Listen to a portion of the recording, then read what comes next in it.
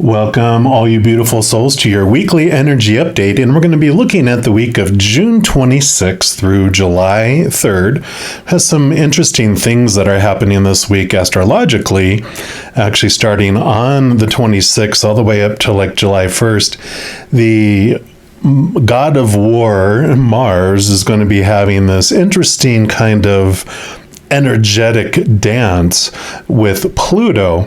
So you got the god of war and Pluto, which is kind of the destroyer of things. It's like the challenging kind of energy of that planet. And they're both going to be interacting with each other during those 4 or 5 days. So really be aware that there's going to be some it's almost like you can smell gas in the air and you're like, don't light any matches because it's going to go boom. So just walk gently with others and just kind of carefully walk around. Don't have to walk on eggshells, but just be aware on, do I need to say things that way or do I need to say that at all? And wait for this week to kind of go by before you bring up any kind of volatile subjects. Because we also have on June 28th, the new moon in Cancer. Cancer is a very emotional, energy. It is attached to the moon. So, because Cancer is ruled by the moon, so you've got all this strong emotional energy that is happening. Not so much like a full moon, but a new moon is about new things, new emotions coming in. So you've got that mother, that nurturing energy, that emotional energy that's interacting as well, starting on June 28th, planting new seeds for new emotions, new ways of looking at things too. We also have the Neptune, planet of Neptune, on June 28th, the same day as the new moon, going fully retrograde. We've been in the pre-shadow of it since March 22nd. So you've already started to feel this energy of the Neptune retrograde, which is about like the stripping away of illusions or any kind of realities or any kind of small t truths that could have clouded our vision and keeping us from having clarity. So as this started in March 22nd, like some beliefs, some ways of seeing things have started to be challenged, but now we're going to go full bloom from June 28th all the way through December 3rd in having like this review of what we believe about things. Especially Neptune has to do a lot with our spirituality, our awareness of that kind of dreamy type world as well. And get used to that emotion and that feeling as we revisit that, because we actually it goes direct on December 3rd, but then we go into the post shadow of that, which means that we kind of have a review of the things that we wanted to change all the way up until like March 10th, which is very interesting because Neptune, we start to go kind of head forward, but then we kind of start going to a halt and drifting backward again because we go back in to retrograde June 30th of next year, and we stay in that all the way until December 24th of next year, the 2023, and we'll be in the post shadow of that all the way until March 27th of 2024. So this challenging of looking at the way we see things is going to be a huge theme for the next, year and a half, right? So just get used to it. Once we understand that this is the energy that's out there, then we can deal with it differently because we know why it's happening. We don't feel as out of water, which makes sense with everything going on in the world, with all these truths that are coming out around political things and, everything everywhere. All of us have been having like this challenge of what do I believe? Because we're hearing different stories from all over the place, and it really starts having you wonder, what is truth? All these capital T truths of the heavenly realm, we're wanting to grasp for that because all the small t truths of the human world seem to be fluctuating and flying all over the place and even contradicting each other. So there is this call for a capital T truth that's so much more. I always say that the small t truths are those that are rooted in the conditional love of the human side, but the capital T truths of the heavenly realm are those that are rooted in unconditional love.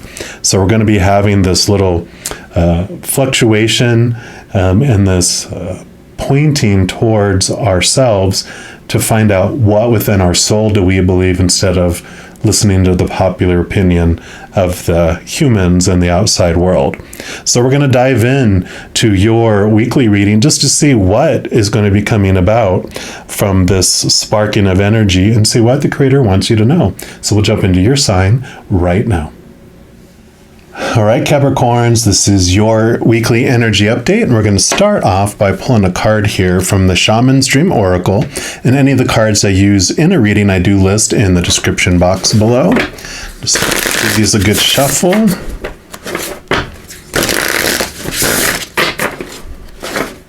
One more. All right, and we'll see, what does the Creator and Spirit want you to know about this energy of this week? What do they want you to know? Okay, this is the card right here. And you've got the Fortune's Wheel, luck and right timing. This is so much the Wheel of Fortune, like in the tarot deck. And let's see what energy comes with this. Obviously, it sounds very good, right? Luck and right timing, a turn of fortune. So the Fortune's Wheel is a sign that luck has found the right timing in your life. You have the magic touch and everything turns to gold. There's nothing you can do wrong. You only need to hold what you desire as your intention and it becomes true. So do not waste this power on trifling things. Dream big, for surely this opportune moment will pass. Such is the nature of the Fortune's Wheel, or the energies of all the planets, right? There's things that line up, and the planets line up in a certain way. Beautiful, beautiful energies for you. It says, use the creative power of the Fortune's Wheel for the benefit of others, and the gifts will be returned to you tenfold. Use it only for your own gain, and you will be left impoverished and with the bitter taste of a squandered opportunity. So it's all about not holding all this energy back for yourself, but allowing yourself to express it and share, moving from this feeling of and focusing on lack and hoarding and holding to giving and being grateful for what you have, because whatever you focus on is what grows, is really what's coming here. It's not like a punishment. It's just one of the rules of how things work in the energy world here on the planet Earth. Whatever you focus on is what grows. So Fortune's Wheel is coming unannounced. So notice the early signs, the coincidental encounters, and the seemingly magical and synchronous events that herald its arrival. That call, that email, that invitation, that chance encounter was no accident. They all were choreographed by Fortune. So do not wait any longer. Carpe diem, recall your boldest and noblest longing and invite it into your life. This invitation is all that is required. And I really feel like this feeling of abundance and your worth and your fortune is what's coming into play here, right? Because we're talking about the energies that Neptune retrograde is having you question these thoughts and these beliefs and these realities from before. And there's like these limiting beliefs that are being challenged and questioned about what do you really want, and do you really want that? Because are you willing to make the sacrifices for it and put the energy into it and really see yourself from a different perspective? So I love this coming in. We're also going to pull some tarot here and get some clarity around this. But I feel for the majority of you, it is this feeling of these beliefs in lack and these beliefs on what you're worthy of. All right, so for our Capricorns, what would you like them to know? Oh my goodness. So you've got cards flying out everywhere. So just the 3, or is there more? Okay. So there is 4. So we will look at these and see what these have for you. And you have the Queen of Wands.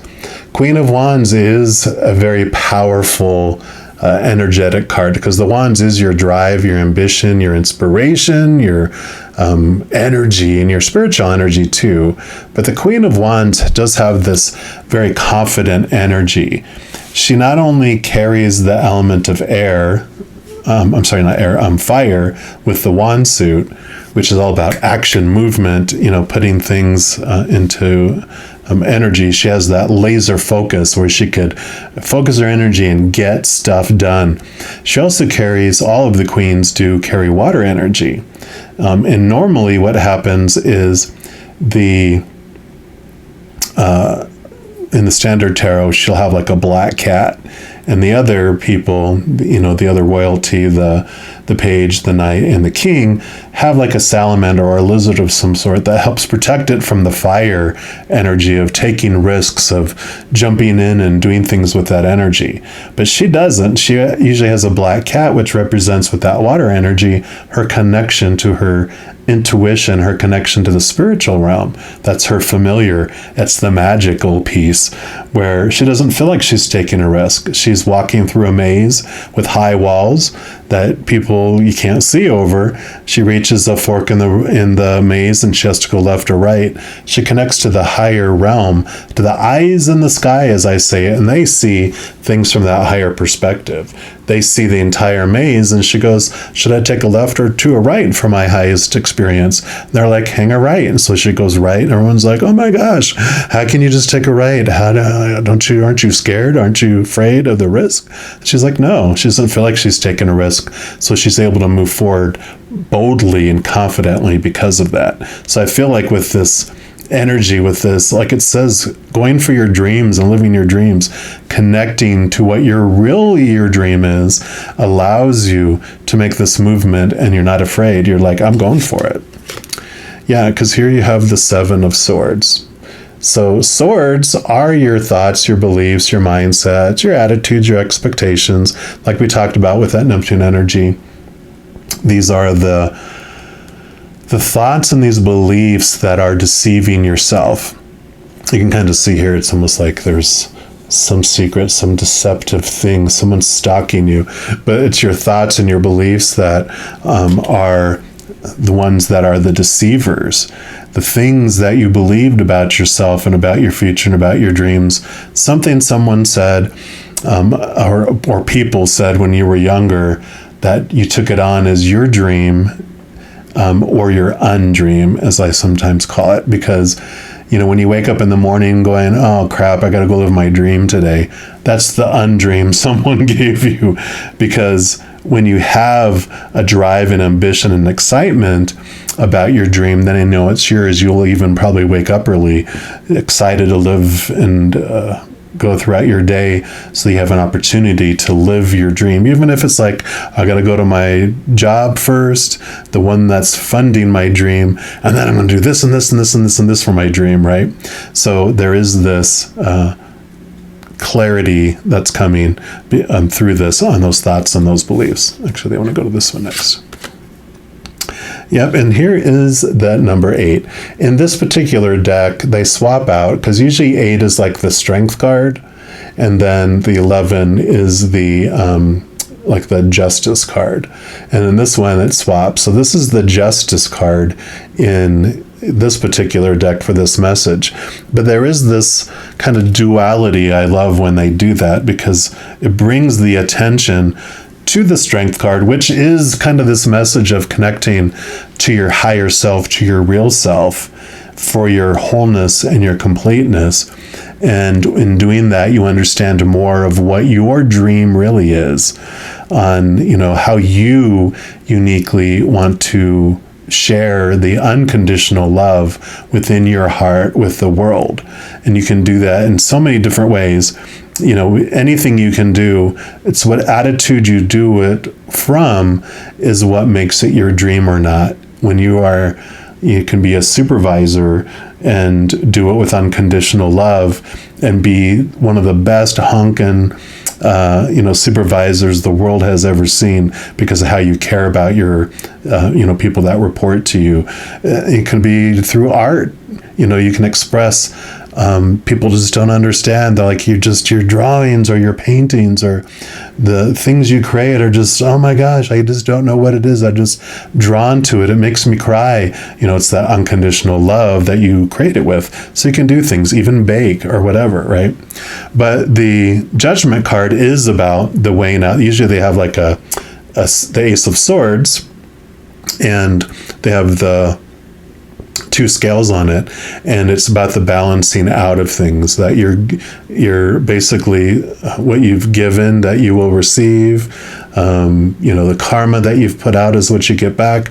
But I also look at it as it's the balancing out of the small t truths of the human world, like all those dreams that you're supposed to have and should have and need to have and must have, all that expectation stuff, being balanced by the capital T truths of the higher realm, those of your higher self, rooted in unconditional love, where you find your real dream. And so there's this balancing out, this understanding, which is again all that Neptune retrograde energy of understanding the illusions that were there before and the clarity that's coming in for you. And then you actually have the Queen of Swords, who is wielding the Ace of Swords. So much of this is about your thoughts and your beliefs. And again, you have 2 queens here, and regardless of your male or female or how you identify, this queen energy is for you. And both of them have water energy. So she has the air and water, fire and water. You have this connection, both of your mind and your passions, connected to your intuition and your higher awareness that is coming in here, allowing you to cut away, those thoughts and those beliefs that aren't serving you anymore, that have been limiting you and making you feel small and deceiving you. And this is what is changing. This is what's being cut away so that you can invest this into your dream and where you're wanting to head. And so that is a change of fortune for you, because when you're blinded by these thoughts and beliefs of what you should be doing, you're investing all this energy into something that you don't really care about. But when you have this dream that you want to live and you give yourself permission to pursue it unbridled, your life just transforms. It is like the Wheel of Fortune changes, and it's like, yay! You don't like on the what did they call that? It was it the Wheel of Fortune? It was have the big wheel, that game show, and my mind's totally blank, where they guess the words and stuff. But when it fall in the bankruptcy, it's like, oh, and that's kind of like the feeling. You feel like you're bankrupt when you're investing energy into something you're not. And then when it would fall on the $5,000 sparkly glittery one, it's like, yay! And that's like the feeling that it's changing. So it's like it almost slowed and almost stopped on the bankruptcy, but now it's going click and it landed on the 5,000, and you're like, woohoo, 5,000 a word, and you're like joyful because of it. So I love it. And then we're going to pull your final card from the Gentle Creatures Wisdom deck. See what the final message that the Creator has for all you Capricorns. All right. So what's your final message? Okay, they do want this one right there. And you've got stories. It's story time.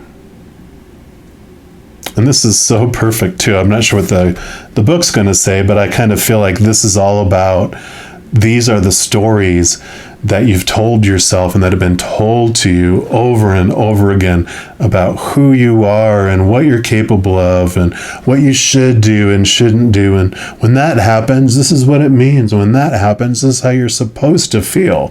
But you're breaking that. These are the deceiving stories and mindsets that you had that's changing. And I love this too, because here's the new moon. The new moon in the Cancer sign that is happening this week as well. So you have this newness, this new planting, this new adventure that's starting up here as well. Let's see here. There it is, and we'll read from here. So the story says, we all have stories to share. We all want someone to listen to them as much as we need authentic tales from them. Here, 2 friends have taken the time to just get away from everything else. Now they enjoy the company of one another.